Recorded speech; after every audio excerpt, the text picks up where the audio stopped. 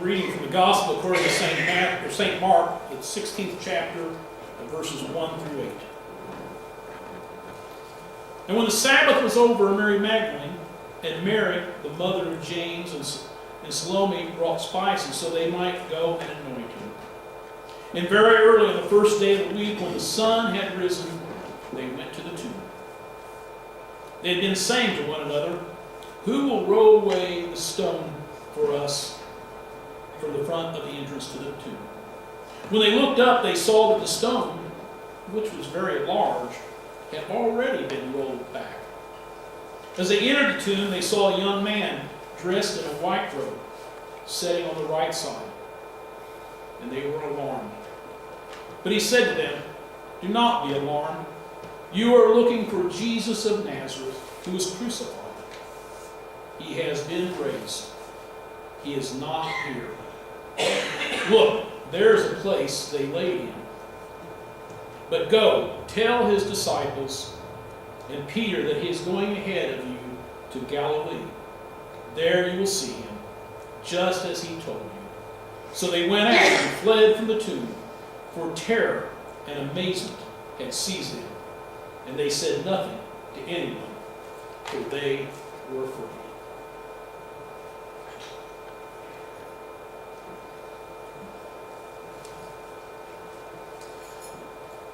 Some years ago, at another church that I served, on an Easter Sunday, someone was bringing the children's sermon, like Tim did this morning, and the question that they asked was, what did Jesus do on Easter?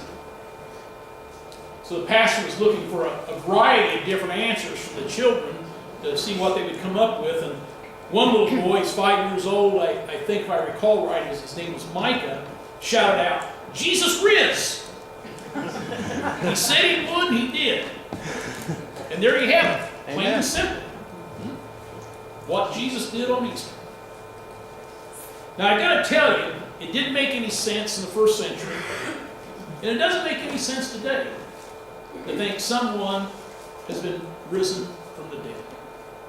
So one must have a deep personal experience to be able to hold that belief and have that faith that someone was raised from the dead. Today, we look at the resurrection of Jesus through the words of a parable he told at the end of his Sermon on the Mount, which I'm going to read to you now. "Everyone who hears these words of mine and acts on them will be like a wise man who built his house on rock. The rain fell, and the floods came, and the winds blew and beat on that house, but it did not fall, because it had been founded on rock. And everyone who hears these words of mine and does not act on them will be like the foolish man who built his house on sand. The rain fell, and the floods came, and the winds blew and beat against that house, and it fell. And great was its fall."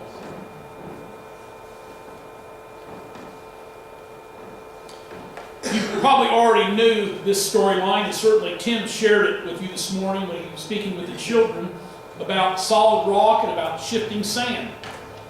I can speak to that very plainly and very openly and very truthfully, because during 2005 and 2006, I lived on Florida's Emerald Coast, where we had 5 hurricanes come through.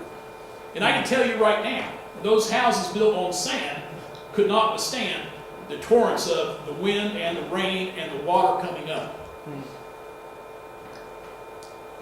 Not surprisingly, when the storm comes in this story, and the violent winds, the house and the rock stand sturdy, and the one with sand falls apart. Jesus says, hearing his words and doing this, what he wants you to do is like building your house on the rock, and hearing his words and not living like he has told you is like living your life on the sand. It's amazing to consider the variety of sandy soils available to build your life on. You might not thought of that very much, but it's true. I remember several years ago I performed a wedding for 2 physicians in Orlando, Florida. One of them had come from the Chicago area, and one of them were native to Florida, and so it was going to be an outdoor wedding.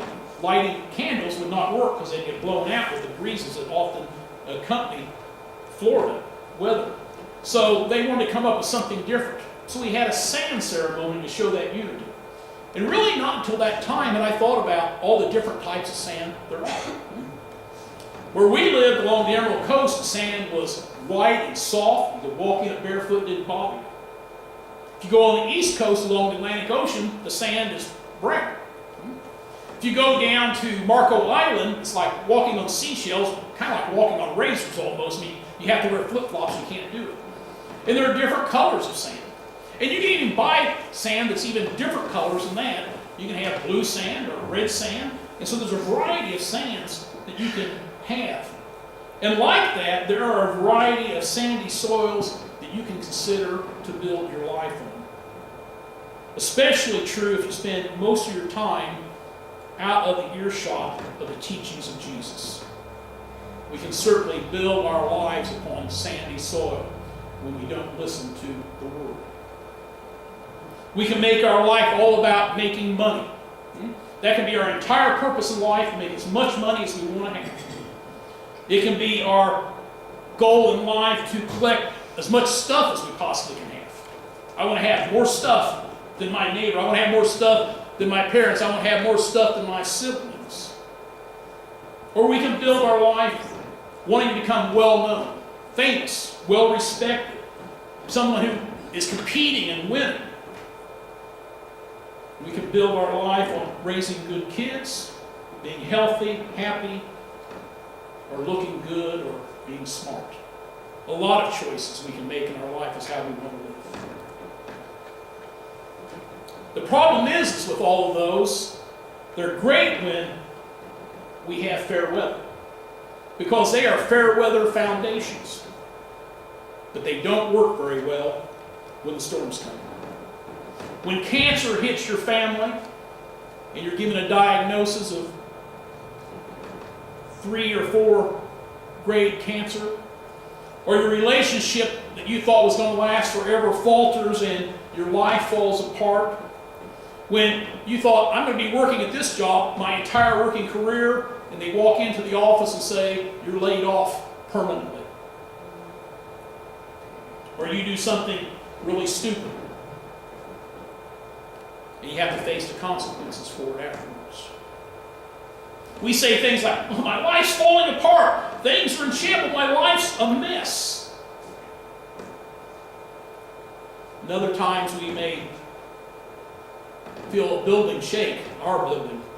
We may whisper a little prayer and say, help. And wonder if we'll make it through to the next thing that comes in our life. If we can come out unscathed, it's incredible. But those are all fair weather foundations. As a pastor, and as my students' pastors will find out soon enough, oftentimes you have folks who you don't see ever in the pews at church, or don't connect with you in volunteer opportunities and many other things, and maybe don't come to church ever and don't call themselves a Christian. But when one of these storms come in their life, they're not calling the Ghostbusters. People pop up in your life that you don't think about. You're standing in a Starbucks and somebody comes up to you and says, can you pray for me? This is happening in my life. Things change differently when you have storms in your life. My wife, who actually got an opportunity to be with us yesterday for an event, which is rare, today is actually with her supervisor, because her supervisor's been having some female issues, and when she went to the doctor, and since they have access to the reports, they looked up to see what the CAT scan said. Ovarian cancer. Oh. And so Barb rode with her last week to St. Vincent's to meet with the oncologist to see what was going on, and this Friday she'll be having surgery and some exploration. This is someone who is not raised in the church. But Barb is with her this morning at the Catholic Mass, praying before she goes into surgery. When the storms of life come, just because you're the supervisor of a large wing of a hospital, it doesn't make any difference.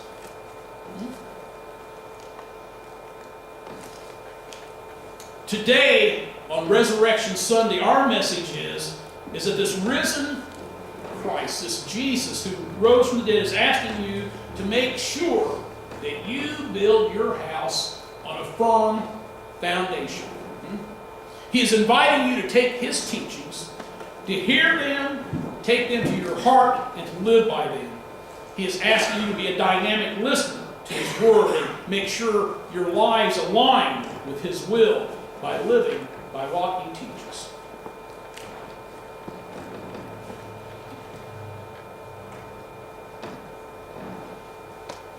Now, why would you do that?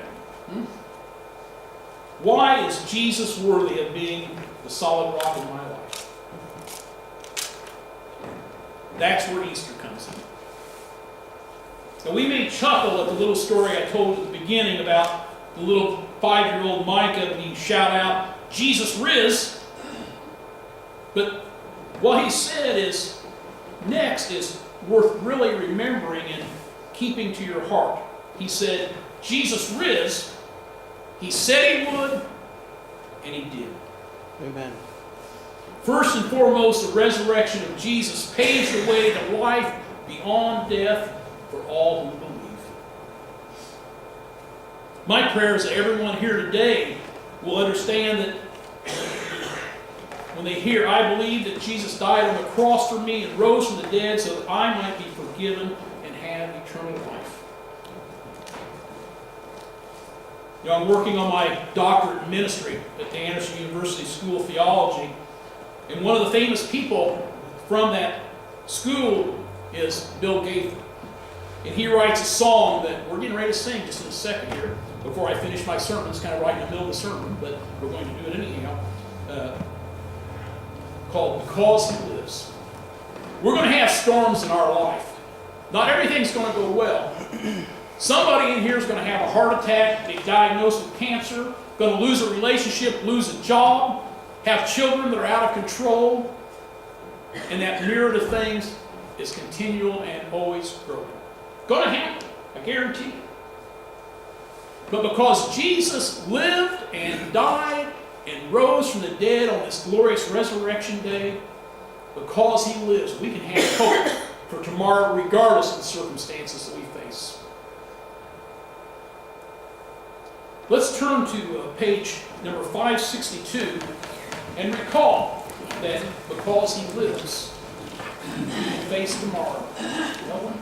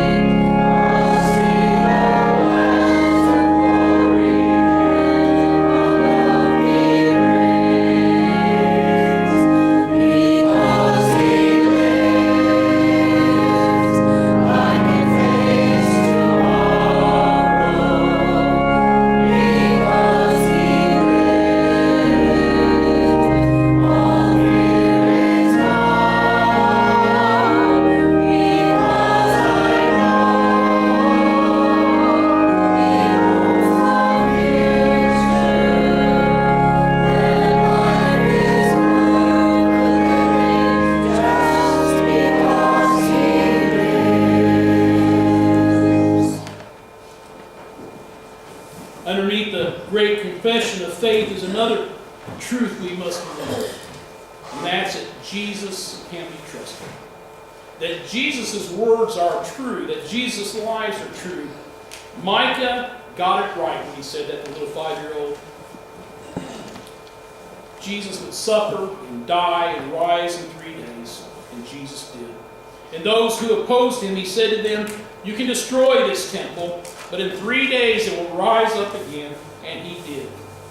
And when his friend Lazarus died, he said, I am the resurrection and the life. It didn't make sense then, it doesn't make sense now. Not to talk about someone rising from the dead. You have to have a deep personal relationship with God to believe and understand that.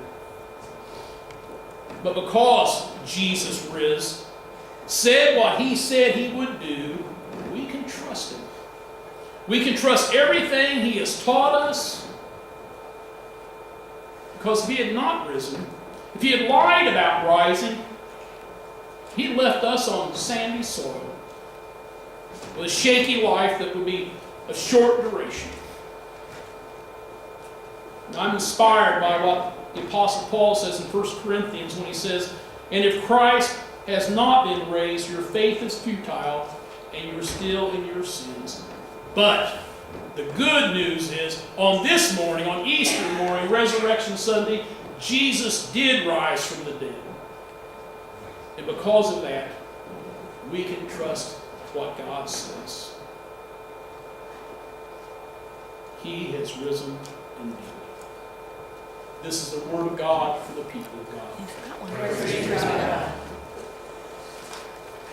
Our invitational hymn this morning is number 224. Christ rose. I would invite you to stand as we sing. 224 in the chalice, Christ rose.